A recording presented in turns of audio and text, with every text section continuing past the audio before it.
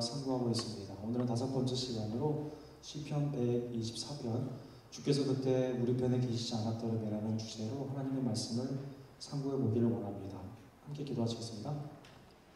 사랑의 하나님 아버지 감사합니다. 우리를 흑암의 백성이 아니라 주님의 빛의 자녀, 하나님의 나라의 백성, 또 하나님의 놀라운 일을 할 수 있는 많은 섬김의 사역자들로 삼아주심에 진심으로 감사드립니다. 이제 우리의 새로운 정체성이 이 땅에 살아가며 더욱더 주님께 영광을 돌리는 믿음으로 나타나기를 간절히 원합니다. 믿음의 여정 가운데 우리를 홀로 내버려 두지 아니하시고 우리와 영원히 함께 계시는 그리스도의 놀라운 임재에 감사하며 성령의 인도함을 받으며 아버지 하나님께 영광 돌리는 하나님의 선한 백성들 될 수 있도록 주여 역사하여 주시옵소서. 오늘도 말씀 가운데 우리의 마음을 열어주시고 깨우쳐 주시며 또 말씀을 실천할 수 있는 순종의 귀한 믿음을 주께서 허락하여 주실 줄로 믿습니다. 주님 말씀 가운데 역사하여 주시옵소서. 예수 그리스도 이름으로 간절히 기도드립니다.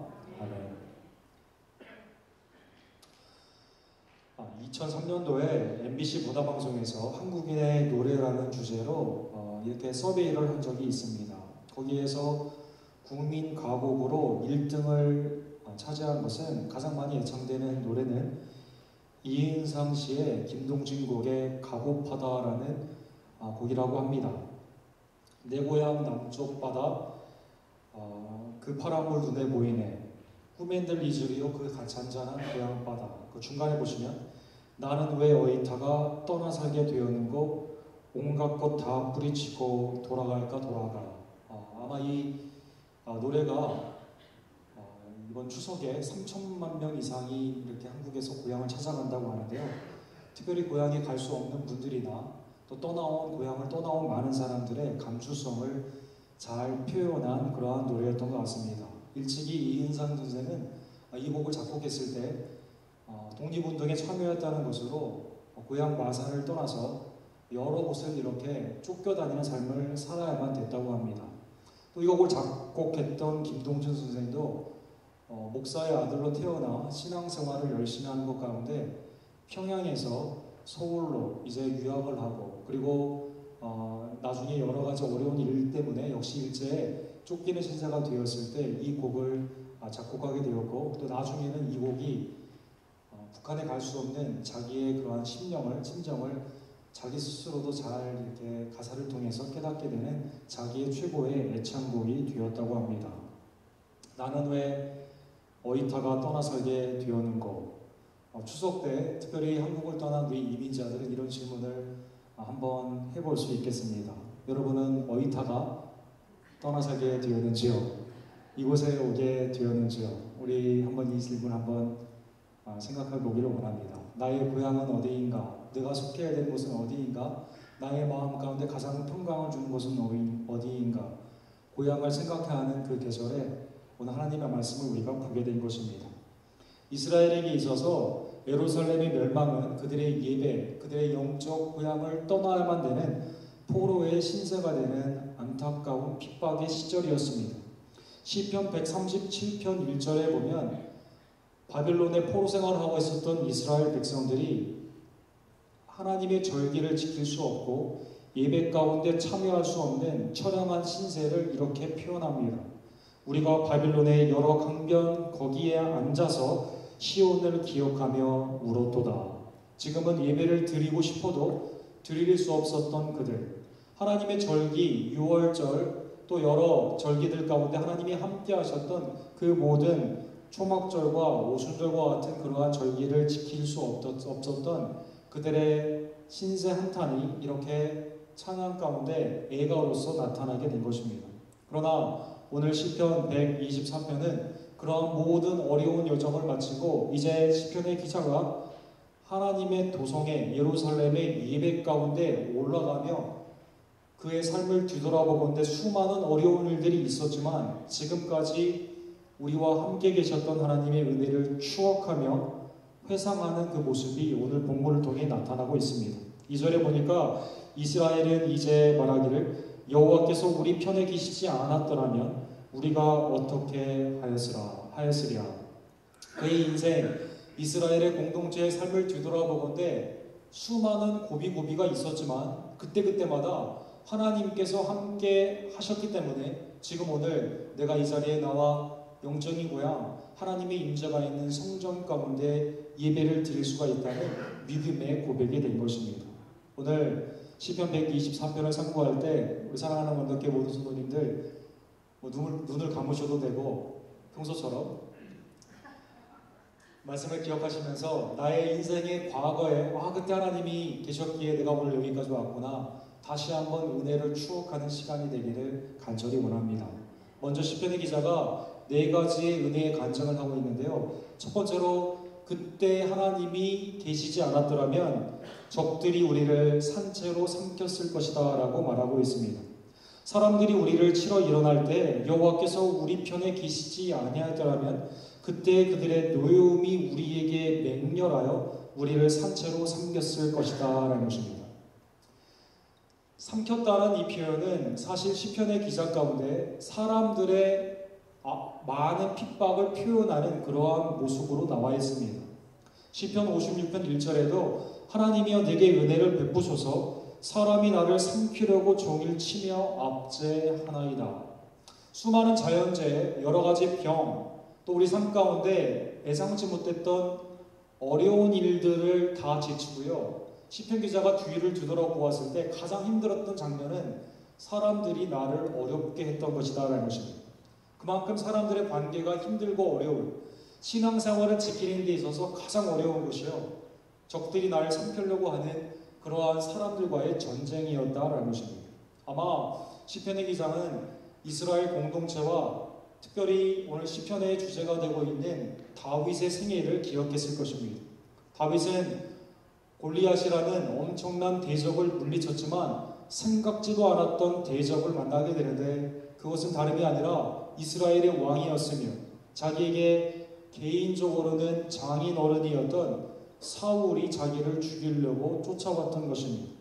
사무엘상 18장에 보면 사울은 다윗이 음악을 연주할 때 악령이 쫓겨나가게 되고 또 이스라엘에 자기가 물리치지 못했던 골리앗을 물려쳐 주었고 미가엘이라는 자기의 딸을 또 사위로 삼았기 때문에 결혼한 사위로 삼았기 때문에 다윗을 당연히 사랑했어야만 되지만 시기와 질투 가운데 다윗을 향해 창을 2번이나 던지는 그리고 다윗의 생애를 여전히 쫓으며 죽이려고 했던 그러한 악한 대적이 되었던 것입니다.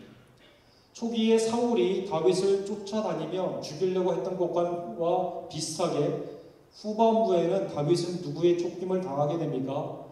자기의 친아들이었던 압살롬이 자기를 죽이려고 쫓게 되는 골리앗과 같은 외부의 대적이 아니라 블레셋 군대와 같은 강한 대적이 아니라 자기의 장인, 자기의 아들과 같은 근접거리에 있었던 사랑의 관계가 되어야 되는 그러한 사람이 자기를 죽이려고 끝까지 쫓아가는 그러한 인생의 쫓김을 당하게 된 것입니다.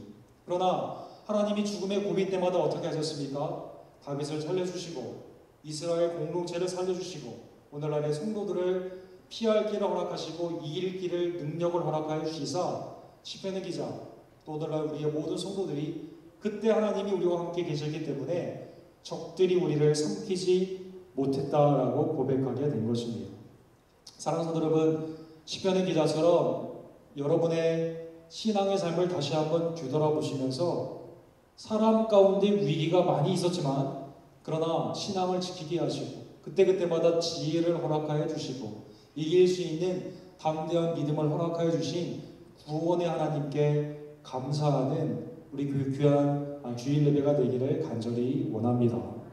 두 번째로 시편의 기자가 만약 주님이 그때 계시지 않았더라면 물이 우리를 삼켰을 것이다 라고 말하고 있습니다. 4절과 5절에 보니까요. 그때 물이 우리를 휩쓸며 시내가 우리의 영혼을 삼켰을 것이며 그래서 이제 삼킨다라는 표현이 2번 이렇게 본문에 반복되고 있는 것이죠. 앞에서는 적들의 맹렬한 노가 나를 삼켰을 것이며 그러나 하나님이 계셨기 때문에 삼키지 못하게 되었고 이번에는 자연 재해와 같은 내가 컨트롤할 수가 없는 그게 병이 될 수도 있고 재정적인 어려움도 될 수가 있고 국가적인 위기가 될 수가 있고 가정적으로 또 나의 삶 가운데 어려운 그러한 일이 생길 수가 있었음에도 불구하고 넘치는 물이 우리 영혼을 삼키지 못하게 하는 하나님의 은혜가 있었던 것입니다. 요나는 하나님의 말씀에 이제 불순종하여 니느웨로 가라 했지만 다시스로 가는 배를 타게 되죠. 그리고 배 바깥으로 던지게 되는, 물속에 던지게 되는 그러한 일을 겪게 됩니다. 이때 요나가 오늘 시편과 비슷한 고백을 요나서 2장 5절에 합니다. 물이 나를 영혼까지 둘러싸우며 기품이 나를 에워싸고 바다풀이 내 머리를 감쌌나이다 라고 말한 것입니다. 물에 빠져 들어가는 것 같은 사망 직전까지 갈 수 있게 되는 그러한 혼란이 그에게 있었다라는 것입니다. 그것이 국가적인 전쟁도 될 수 있고 사회적인 여러 악도 될 수 있고 가정 가운데 위기도 될 수 있고 내가 스스로는 회복할 수 없는 그러한 병도 될 수 있는데 그때 하나님이 함께 하셔서 우리 편이 되주셔서 이스라엘을 성도를 하나님께서 구원하여 주셨다는 것입니다. 이스라엘은 물에 대한 많은 기억이 있습니다. 하나님은 물로 사람들을 심판하실 때 노아를 그 물에서 방주를 통해 구원하여 주십니다. 이스라엘은 바로의 압제 가운데 있었을 때 하나님의 수많은 기적과 이사를 통해서 이제 구원함을 받게 됩니다. 하나님의 구원과 그 심판의 하이라이트는 홍해를 건너는 장면으로 나와 있죠. 출애굽기 14장에 보면 이스라엘이 홍해가 앞에 두었을 때 물 앞에 모두가 죽게 되었다 했을 때 모세를 통해 하나님께서는 물을 가르십니다. 그리고 이스라엘 백성들은 마른 땅으로 홍해를 건너가게 된 것입니다. 그러나 이스라엘을 압제하였던 이 바로와 그 군대들은 어떻게 됩니까? 물이 다시 흘러 병거들과 기병들을 덮되 그들의 뒤를 따라 바다에 들어간 바로의 군대를 다 덮으니 하나도 남지 아니하였다라고 말씀한 것입니다. 심판의 그 물이 우리는 하나님은 구원하여 주시고 바로와 같은 악한 세력들은 물로 심판하였을 때 이스라엘 백성들은 뒤돌아보며 물에서 건지움을 받았던 모세처럼 홍해로부터 심판의 물로부터 이제 구원을 받는 그 하나님께 놀라운 찬양으로 이렇게 드린 것입니다. 그때 하나님이 우리 편이 아니었다면, 그때 우리가 바로 편이었다면 우리는 물 가운데 다 수장되었을 것이다 라는 것입니다. 그러나 우리는 하나님이 우리 편이 되셨기 때문에 하나님이 우리에게 은혜, 페이버를 베풀어 주셨기 때문에 우리가 그 가운데 살아날 수 있게 되었다라는 것입니다. 사랑하는 성도 여러분, 물이 우리를 삼킬 것과 같은 사망의 그러한 음침한 골짜기를 다니는 인생의 위기 가운데 하나님을 붙잡기를 우리가 간절히 원합니다. 하나님이 우리 편이 되어주셨을 때 하나님은 병 가운데서 또 여러 가지 악한 재난 가운데서 삶 가운데 있는 위기 가운데 우리를 구원하여 주시는 것입니다. 맹렬한 적의 노가 삼키지 못하게 하시는 하나님은 물도 우리를 삼키지 못하게 하시고 우리를 건져 주셨다라는 것입니다. 세 번째로 6절에 보니까 적에게 씹힐 수 있는 상황이었지만 하나님은 씹히지 않게 하셨다라고 말하고 있습니다. 우리를 내주어 그들의 이에 씹히지 아니하게 하신 여호와를 찬송할지로다. 이에 씹는다라는 이 표현은요, 물론 오늘날 우리가 뭐 전화를 했을 때 전화를 안 받으면 왜 씹냐 이렇게 말을 하기도 하고 또 나 없을 때 뒤에서 막 뒷담화를 하면은요 왜 이렇게 씹지 나를? 이런 말 많이 하죠.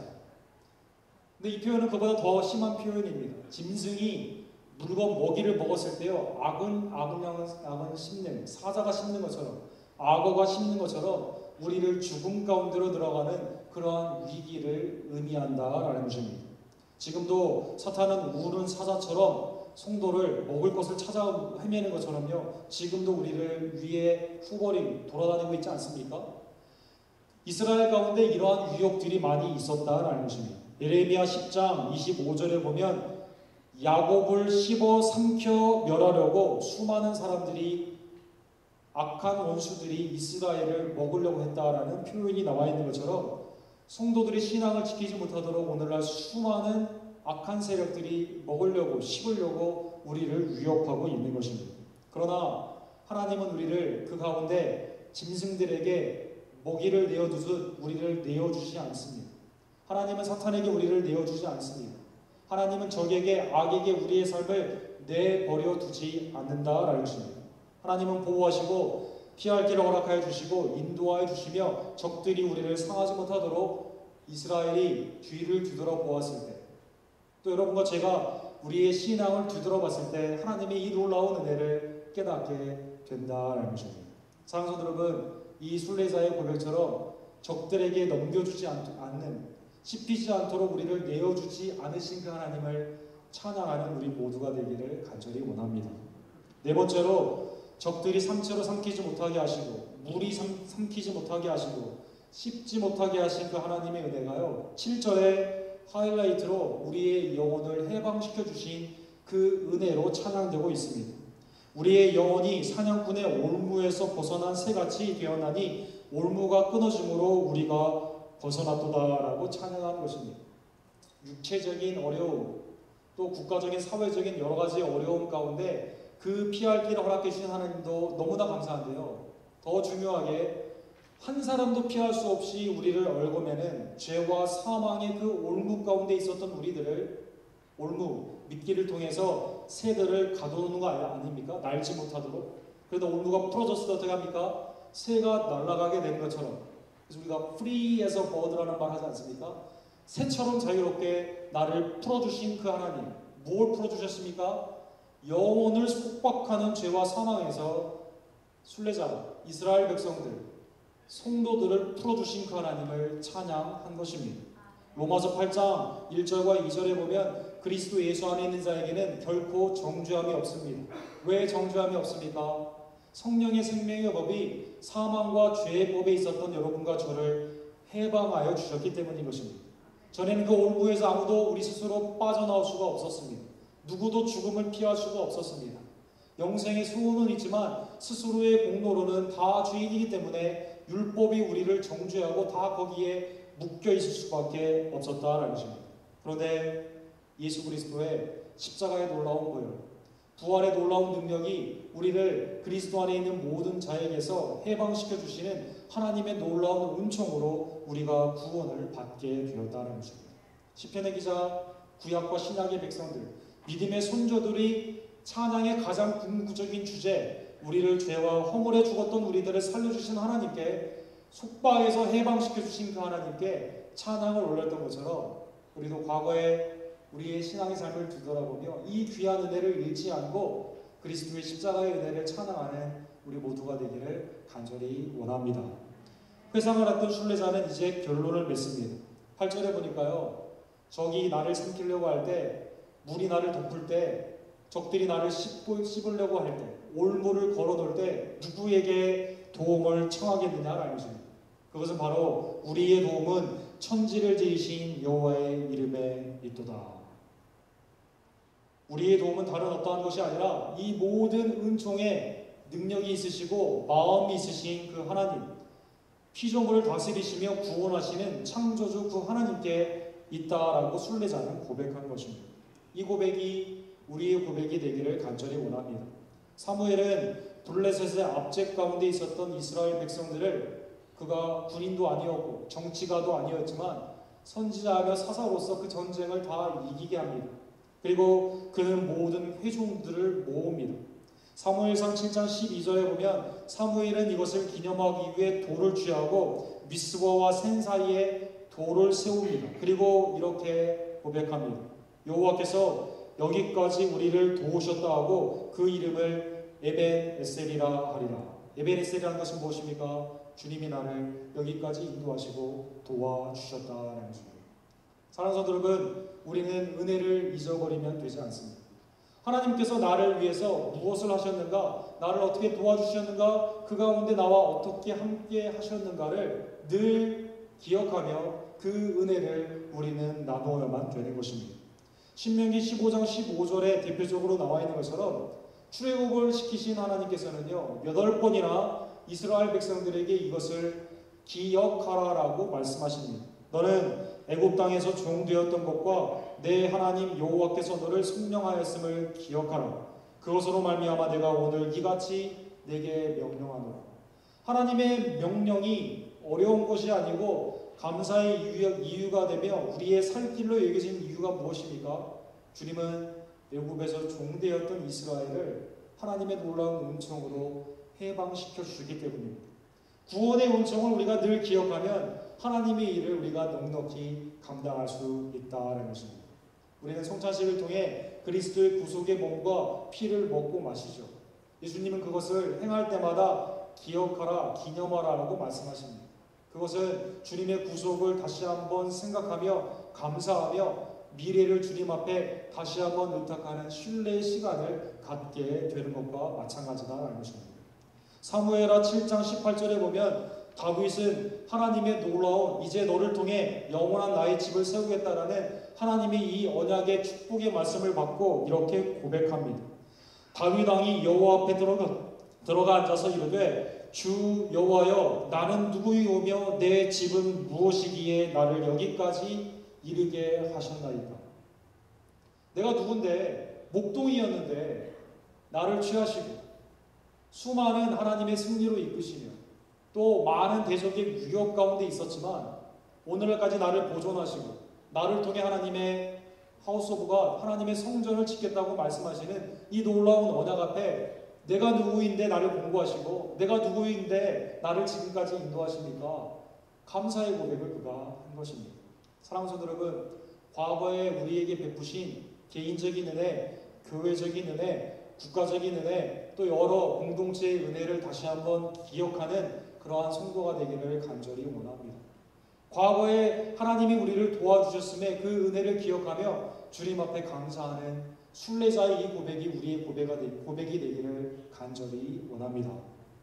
그러면 과거에 도와주셨던 하나님이 우리의 미래도 책임져 주실까요? 과거에는 도와주셨는데 자 이제 여기까지 내가 했으니까 지금부터는 네가 물이 왔을 때 헤엄쳐 나오든지 적이 왔을 때 덤벼서 네가 이기든지 이제 네가 한번 해봐라. 하나님이 우리에게 그냥 내버려 두실까요? 미래는 여전히 염려의 대상이며 근심의 대상이 되실까요?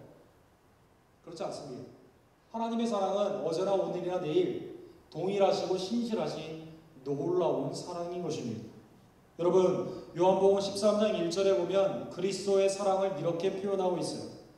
세상에 있는 자기 사람들을요, 자기 백성들을 사랑하시되 첫사랑하신 그 예수님께서요 끝까지 사랑하신다라고 말씀하십니다. 요한복음 14장 18절에는요 예수님이 우리들을 고아처럼 내버려 두지 않는다라고 말씀하고 계십니다. 요한복음 16장 33절에는요 세상에는 너희가 환난을 당하나 담대하라 내가 세상을 이겼노라라고 말씀해주고 있는 것입니다.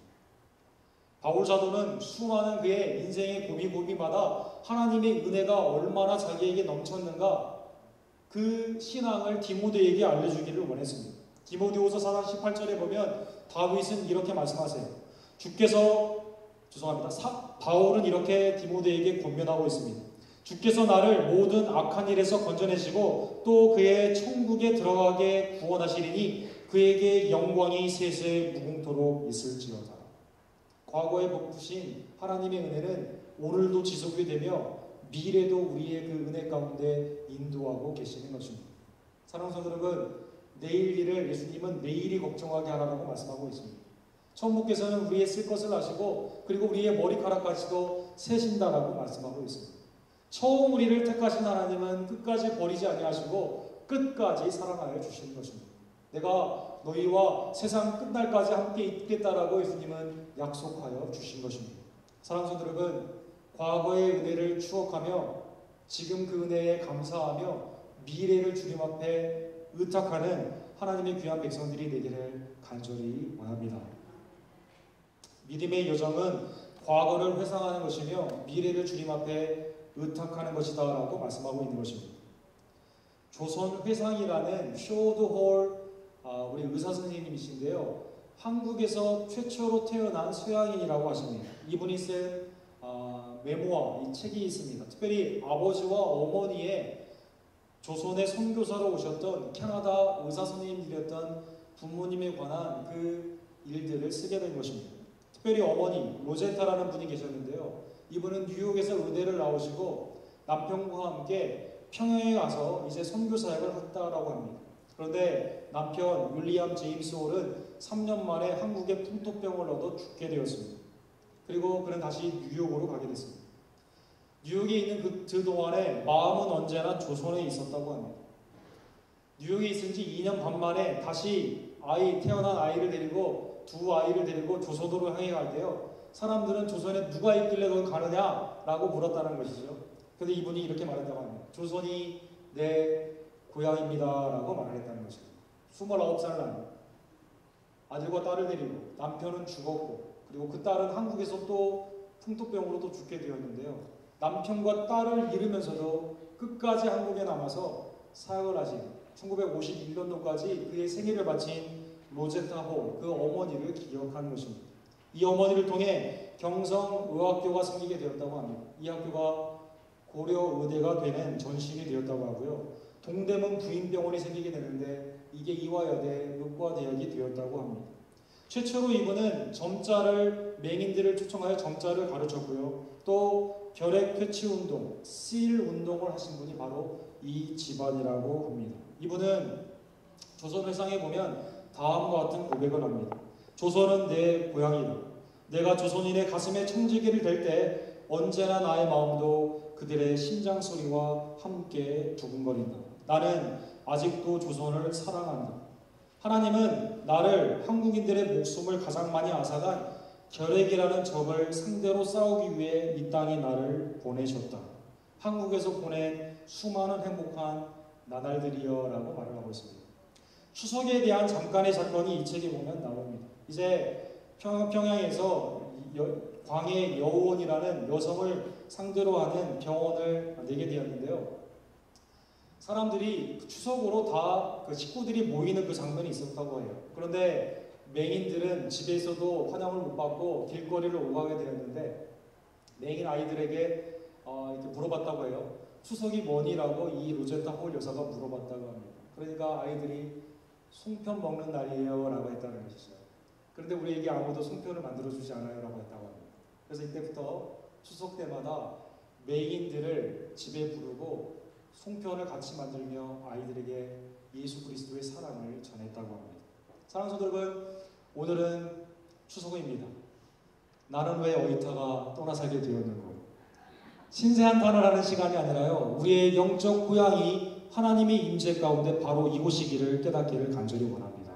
선교사님들이 고향을 떠나 조선에 가서 말씀을 가르치며 이곳이 나의 고향이다고 말을 하며 헌신했던 것처럼 순례자가 디아스포라로 세계에 흩어져 있다가 영적인 고향이 예루살렘에 와서 함께 예배를 드리며 기뻐했던 것처럼 믿음의 순례의 여정을 살아가는 우리들이 영적인 고향, 주님의 예배의 장소에 함께 모이고 그 가운데 인생의 덕담이 아닌 과거에 우리에게 베푸신 하나님의 은혜를 기억하며 그 은혜를 나누며 미래를 함께 의탁하는 천국 백성의 영적 추석이 되기를 주님의 이름으로 간절히 축원합니다. 기도하겠습니다.